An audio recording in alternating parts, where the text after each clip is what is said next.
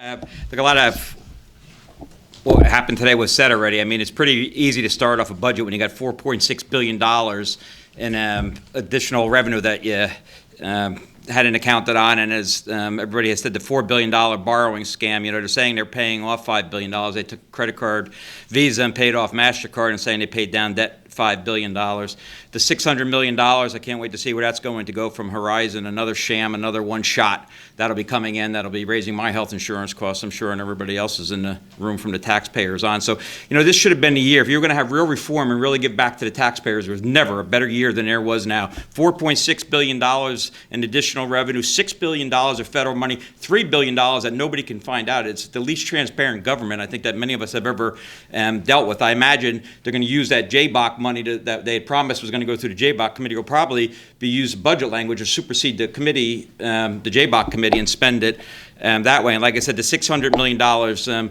from Horizon, and look, it's something near and dear to my heart. When I was labor commissioner for 6.5 years, the UI Trust Fund was bankrupt, and we did everything possible to get that fund solvent. And we worked with Senator Oroho and other senators and assemblymen when I was commissioner, and a lot of fraud reform to get that thing solvent. And it's really atrocious, absolutely outrageous. And I asked that today in the briefing, why in God's name, when we take that money back, it's going to be $1 billion in new taxes. We're one of the few states where both their employees and employers pay. It's outrageous. It's almost a crime not to put that money back in that fund. You got $3 billion of unspent federal money now, not to put that in the UI fund.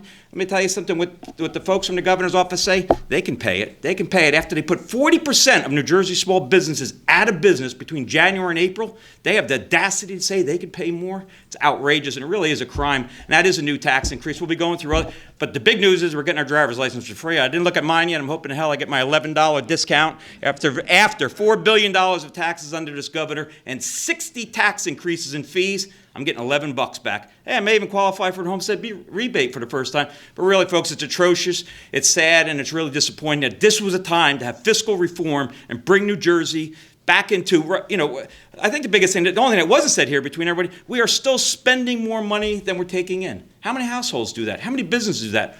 Not too many for too long. So first thing we do is get the structural deficit out and start spending within our means. So this was a great opportunity the governor had, and they missed it. And hopefully working with my colleagues here and my colleagues on the other side of the aisle, we can get some reform and get some of the hard-earned taxpayers' money returned to them. So thank you very much.